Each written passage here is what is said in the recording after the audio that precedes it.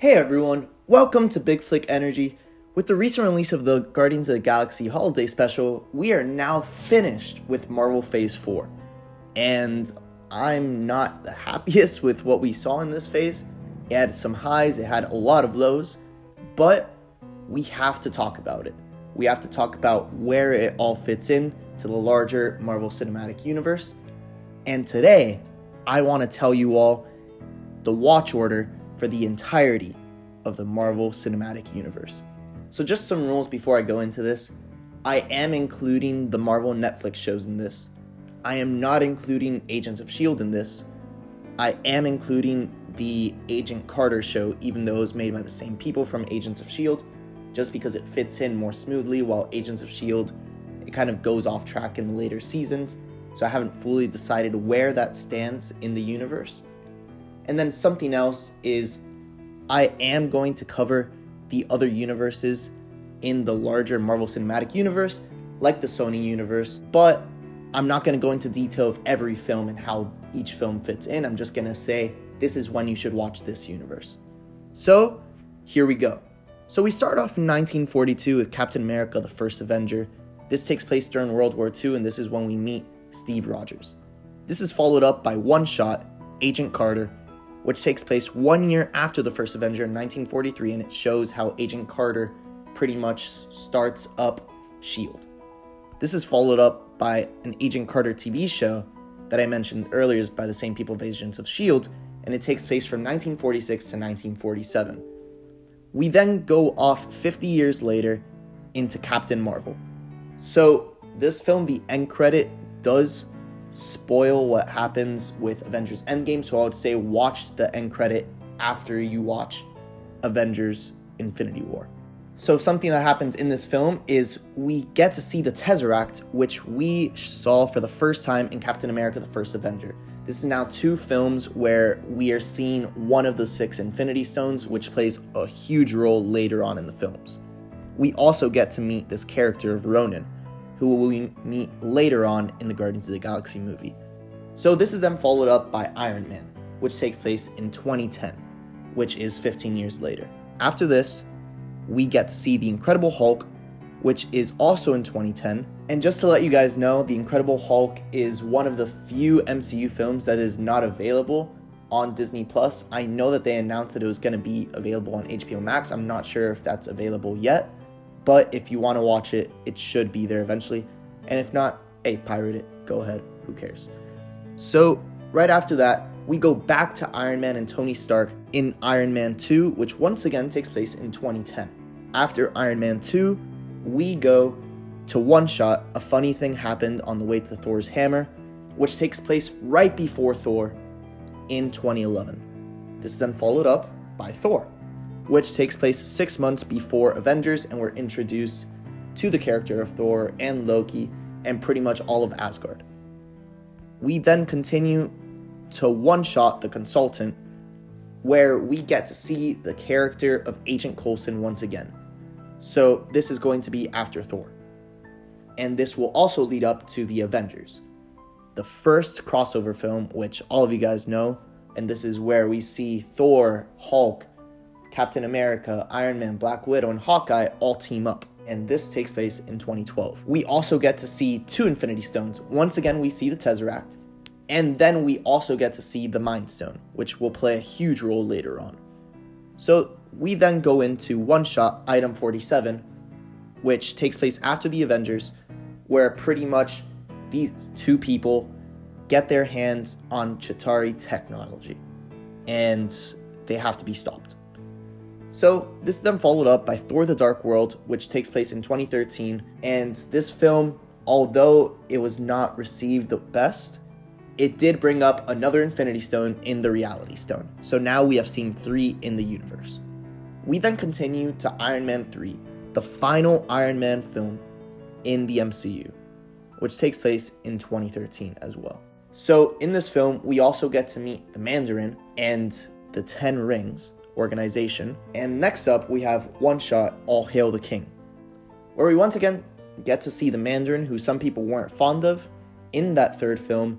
So this is kind of trying to set the universe back on course by telling us there's another Mandarin out there. So this takes place in 2014. We then follow this up with Captain America the Winter Soldier, which takes place in 2014 once again, and we get to see Captain America cross paths with a character that he knew from beforehand. This is then followed up by Daredevil Season 1. I know that some people don't think that it's part of the same universe, but hey, they're bringing back Daredevil, they're bringing out Kingpin. I'm going to say it's part of the same universe. I'm saying all of these Netflix shows are part of the same universe. So next up, we have Guardians of the Galaxy, which takes place in 2014. Where in Guardians of the Galaxy, we also get to see our fourth Infinity Stone in the form of the Power Stone. And we get to see Ronan once again, who was originally shown in Captain Marvel.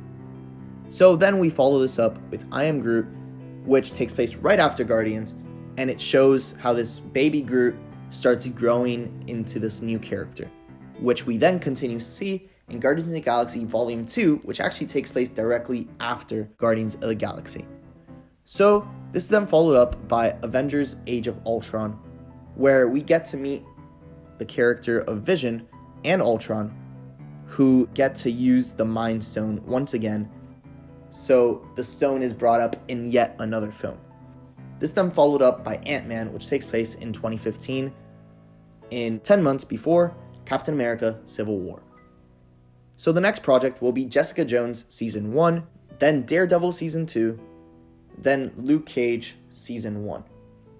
After this, we get to see Captain America Civil War, which was a huge crossover event where we finally get to meet some very important characters for the future of this universe.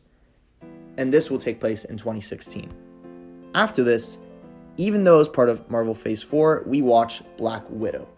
Because Black Widow actually takes place right after Captain America Civil War. And what I will say is if you watch it when it was originally released, it's going to take away the value of what happens to the main character in this film, where it's going to feel like there's a ton of plot armor for the main character. So we'll definitely watch it here because this is when it takes place on the timeline. But what I will say is the end credit scene does spoil some of the future of the MCU. So definitely watch it at the end of The Falcon and the Winter Soldier.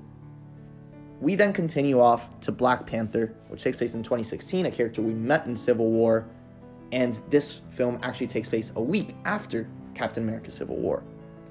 The next project was Spider-Man Homecoming, which once again takes place in 2016, and it's 2 months after Captain America Civil War.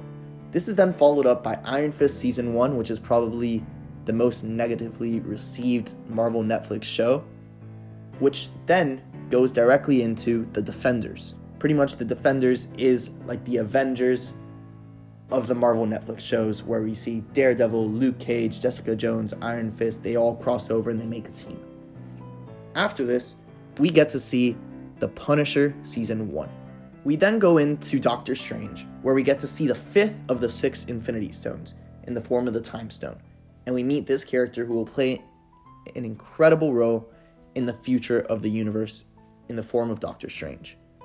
After this, we see Jessica Jones Season 2, Luke Cage Season 2, Iron Fist Season 2, Daredevil Season 3, The Punisher Season 2, and then Jessica Jones Season 3. This is actually where we're going to end with the Marvel Netflix shows for a long time, sadly, because right after this, they all got canceled.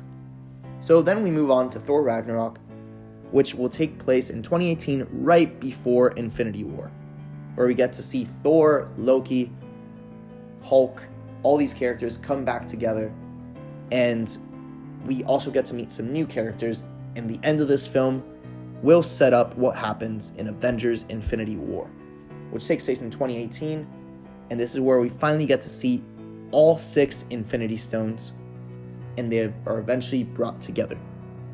So after Avengers Infinity War, we see Antman and the Wasp, which actually takes place during Avengers Infinity War.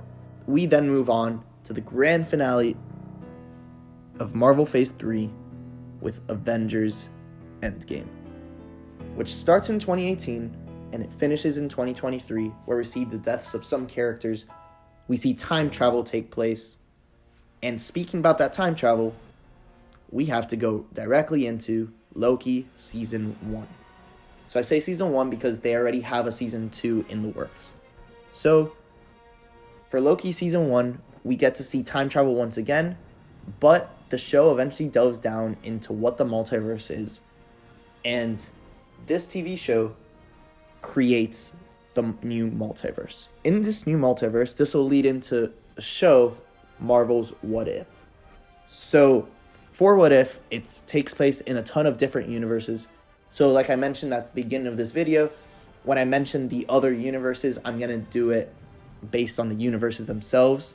So the first universe is going to be What If Captain Carter were the First Avenger, which takes place in 1942. And it follows the events of the first Captain America film. We then go into Earth 838, which we see later on in Doctor Strange in the Multiverse of Madness, or in this universe, we'll see X-Men the Animated Series, Inhumans, because all these characters eventually show up in that film. So in this universe, we'll see characters like X-Men the Animated Series, Spider-Man the Animated Series, Inhumans, Hellstrom. So some of this is just speculative, but I made a separate video on that of every project in Marvel's Earth 838 if you want to check that out. Next universe is Earth 96283, where we get to meet Tobey Maguire's Spider-Man. Right after that, we get to see Earth TRN 20081 with What If Killmonger rescued Tony Stark, which takes place around the same time of the Iron Man film. The next universe is Earth TRN 20111, What If Thor were an only child. The next universe is going to be Earth 8096, What If the World Lost Its Mightiest Heroes, which takes place the same time as Avengers. Next up, we have Earth 120703, which we get to meet Andrew Garfield's Spider-Man. So we have now seen 3 Spider-Men in this entire multiverse, which we will go into later. So right after that, we get to see Earth 21818, which is What If T'Challa became Star-Lord, which is pretty much self-explanatory by the title. Next, we go to Earth 2772, What If Doctor Strange lost his heart instead of his hands, which is an alternative origin story for Doctor Strange, but it takes place during the same time. Next up, we have Earth 2149, What If Zombies, which takes place in 2018. Next up, we go into Earth TRN 20181, What If Ultron won, which takes place during the events of Age of Ultron, and then we also get to see the finale of What If in that same universe. So right after that, we go back to the main universe, Earth 616 with WandaVision, which takes place in 2023, 3 weeks post-Avengers Endgame, where we get to see Wanda and Vision once again in their own story, and this show goes to very weird places, but I really enjoyed it. This is then followed up by The Falcon and the Winter Soldier, which takes place 6 months post-Endgame in 2024, and after this, we can watch the Black Widow end credit scene. Then we go into Shang-Chi, which takes place in the summer of 2024, and we get to see Shang-Chi take on the actual Mandarin. So this is then followed up by Eternals, where we get some hints of the origin of Thanos, and we get to meet these characters which are extremely powerful in this universe. And this takes place 8 months after Avengers Endgame. Also taking place 8 months after Avengers Endgame, we have Spider-Man Far From Home, where this film will directly lead into the events of Spider-Man No Way Home, but before that, we have to see the projects in Earth TRN 688. Starting with Venom, which takes place in 2018, and then Venom Let There Be Carnage, which takes place 1.5 years after Venom. So we need to watch this first, because the post-credit scene in Venom Let There Be Carnage will directly lead into something we see in Spider-Man No Way Home, which is our next project as we go back to Earth 616. And in this film, we finally get to see some of these characters of Spider-Man come together in the multiverse. Just so you guys know, the first 3 phases of Marvel are the Infinity Saga, and then the next 3 are going to be the Multiverse Saga. And so far, we've had 3 main projects which have felt like multiverse in What If, Loki, and Spider-Man No Way Home. And we will eventually go into others like Doctor Strange in the Multiverse of Madness. But then we have to go back to Earth TRN 688 because it's Morbing time, guys. We gotta watch Morbius. We have to. So we have to watch this because the post-credit scene actually involves one very important character from the Spider-Man villain lineup that we saw in one of the first Spider-Man films with Tom Holland. So we then go back to Earth 616, where we get to see Doctor Strange in the Multiverse of Madness, where we get to see a lot of the characters from Marvel's Earth 838, along with hints of some other universes. Right after this, we go into Hawkeye, which takes place Christmas 2024, which is right after the No Way Home epilogue, where we get to see the exact same areas that we saw in that film. We get to see it in this show. And we see that it's lit up similarly in New York. So, right after Hawkeye, we go to Moon Knight, which is the first project in the year 2025. After Moon Knight, we have to watch She-Hulk Attorney at Law in summer 2025, which is probably the most controversial project in the entirety of Marvel up until now. So this is then followed up by Miss Marvel, which takes place after She-Hulk, once again in 2025. We then go to Thor Love and Thunder, the 4th Thor film. And then this is followed up by Black Panther Wakanda Forever. So for this one, it's kind of difficult to place where it actually is, because for one, Disney Plus hasn't openly stated what order this film will be in because they haven't put it on their service yet. This is then followed up by the first holiday special in this universe, Werewolf by Night, which once again is in 2025. And then we go into the first project in 2026 and the end of the Marvel Watch Order up until Phase 4, the Guardians of the Galaxy Holiday Special, which if you guys haven't seen it, it doesn't really add much to the overall universe, but it really is a nice project, and I recommend you all watch it because it just makes you feel happy going into the Christmas season. So I just want to say Merry Christmas. Thank you guys for watching this video. Please like, comment, subscribe. Let me know if I miss any projects. If you want me to go further into any of the universes I mentioned, I'm excited to do this again after Phase 5 is finished. And if you guys want to see me do it for any other universes, like the Star Wars Universe Watch Order, the DC Universe Watch Order, which, I mean, I have no idea what's going to happen with that now after all of this recent news. So, hey, I don't know if my DC 10-year plan still makes any sense, but if it does, and they continue with that universe, I will definitely make a DC Universe Watch Order for that. So, thank you so much. See you guys next time on Big Flick Energy.